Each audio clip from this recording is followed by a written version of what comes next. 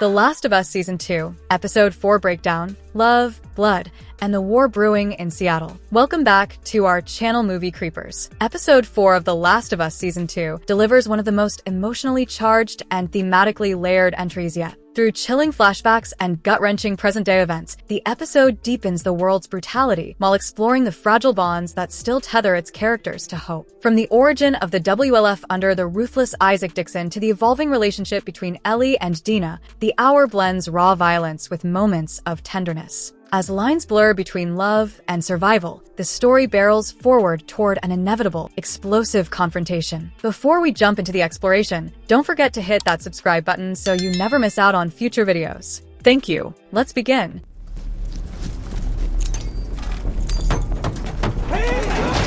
The bloody origins of the WLF, Isaac Dixon's rise. Episode 4 of The Last of Us Season 2 opens with a chilling reminder. No one rises to power without blood on their hands. In a haunting flashback that introduces a major player, Isaac Dixon, we finally begin to understand the origins of the Washington Liberation Front, also known as the WLF. This episode doesn't just push the story forward, it deepens it, giving us backstory, emotional stakes, and devastating choices. We begin with Isaac, played with a quiet intensity by Jeffrey Wright. Before he was the ruthless leader of the WLF, he was a federal officer in the Seattle quarantine zone. In this flashback, he rides in a military truck with his squad, casually talking about the voters, a nickname for those who once had a voice but now live under martial law. Their nickname comes with bitter irony. These so-called voters had their rights stripped away by the very system meant to protect them. Isaac seems indifferent, until a mysterious group of unarmed civilians approaches their convoy. Instead of opening fire, Isaac does something unexpected. He steps out to meet them. A woman,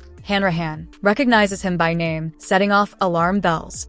Seconds later, Isaac lobs grenades into his own vehicle, killing his entire team in an act of cold-blooded rebellion. From that moment, a new faction is born. With only one other survivor joining him, Isaac lays the foundation for what will become the WLF. And it's immediately clear, this is not a man driven by ideology. He's driven by something darker: power, vengeance, and the belief that he can reshape the world through fear. Cut to the present, 11 years later. The WLF is now a military powerhouse in the Pacific Northwest, but their war with the Seraphites, nicknamed the Scars, has escalated to horrifying levels. Isaac's cruelty hasn't dulled. If anything, it's sharpened.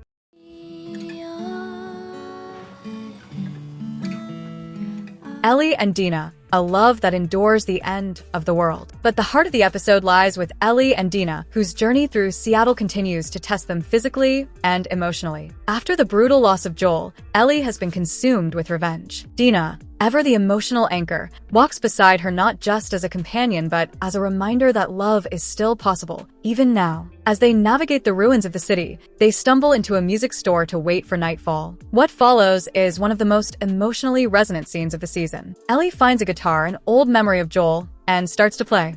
Dina watches from across the room, visibly moved. It's a nod to fans of the games, especially that unforgettable scene where Ellie sings Future Days in The Last of Us Part 2. Here, it's less about the song and more about what it symbolizes: a moment of peace, a vulnerability. Ellie's bond with Joel lives on in her music, and Dina's quiet tears show just how deeply she's falling for Ellie. But love, in this world, can't be separated from pain. Nightfall brings danger. Ellie and Dina continue their search for Abby, but are soon confronted with the aftermath of a massacre. A building once under WLF control has turned into a slaughterhouse. Bodies hang from the ceiling. Intestines are strewn across the floor. And on the wall, the symbol of the Seraphites. For anyone still under the illusion that this was a simple battle of good versus evil, this scene shatters it. Everyone in this world has blood on their hands. Some just hide it better. The brutality proves too much for Dina, who vomits on the spot. Ellie remains hardened, focused, but even she seems disturbed. And when a group of WLF soldiers arrive to investigate the carnage,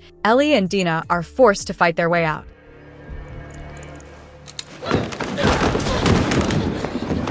Revelations and raw emotion, the truth between them, it's chaos. Ellie manages to distract the soldiers, luring them to the upper levels. When she's nearly overpowered, Dina shows up just in time, reminding us that this bond is about survival as much as it is about love. The two manage to escape into an abandoned subway, only to discover they've traded one threat for another. infected. At first, Dina counts 5, but the tension quickly spikes when they realize the number is far higher. A horrifying chase ensues, where Ellie fights off multiple infected, only to get bitten on her arm. This is where the narrative takes a sharp turn. Dina, horrified by what she's seen, pulls a gun on Ellie. The fear is real. She's just witnessed her partner get exposed to the cordyceps infection. But Ellie, calm in the face of the impossible, reveals her secret. She's immune. The bite means nothing. She's been bitten before. She survived. It's a moment of total vulnerability. Ellie, who rarely lets anyone in, opens herself up to Dina completely. And Dina, shaken and overwhelmed, delivers a revelation of her own. I'm pregnant. She's pregnant, in the middle of an apocalypse. After a firefight, after watching her lover get bitten, Dina chooses to reveal this deeply personal truth. The emotional weight is staggering. We now see that Dina's journey is no longer just about revenge or survival. It's about protecting a future she didn't expect to have. The next morning, everything changes. Ellie and Dina profess their love. It's raw, imperfect, and complicated, but it's real. Ellie promises to help raise the baby, and for a brief second, there's hope. But The Last of Us doesn't offer hope without consequences. Their journey takes them to Lake Hill after hearing rumors that Abby might be there. But the moment they arrive, the threat becomes obvious. Something is happening, something big. They don't see Abby, but they know they're getting closer. Ellie, ever the protector, tells Dina she can rest if she needs to. But Dina refuses. They're in this together. And that's the defining theme of this episode. Togetherness, whether it's built through trauma, trust, or tragedy, becomes the only light left in a dark, unforgiving world. Meanwhile, back with Isaac, the episode dives deeper into his twisted philosophy. He's seen cooking, lamenting the loss of a normal life while using luxury cookware he once dreamed of owning. It's a brilliant contrast. One moment he's reminiscing about kitchenware, the next he's interrogating a beaten, bloodied Seraphite. He wants information about an upcoming attack, but the Seraphite refuses to break. What unfolds is less about intelligence gathering and more about ideology. Isaac is convinced that military superiority will crush faith, but the scar tells him that people are leaving the WLF, that the truth is spreading. That belief, even in darkness, can be stronger than bullets. Isaac responds the only way he knows how, with execution. This moment doesn't just highlight Isaac's brutality. It exposes his fear. The WLF may have the weapons, but they're losing the moral war.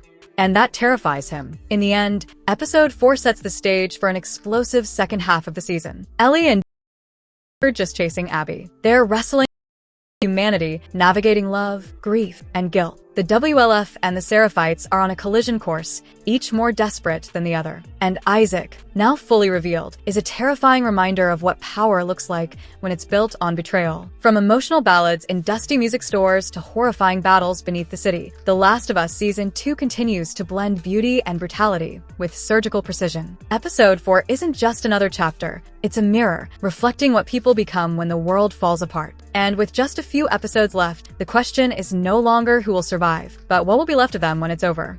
The final takeaway. The Last of Us Season 2, Episode 4 reminds us that survival is never just about staying alive. It's about what we hold on to when everything else is lost. Grief, power, and belief in this beautifully brutal chapter. Stage for the battles ahead. Ellie and Dina's connection becomes the emotional heartbeat, even as the world spirals further into violence.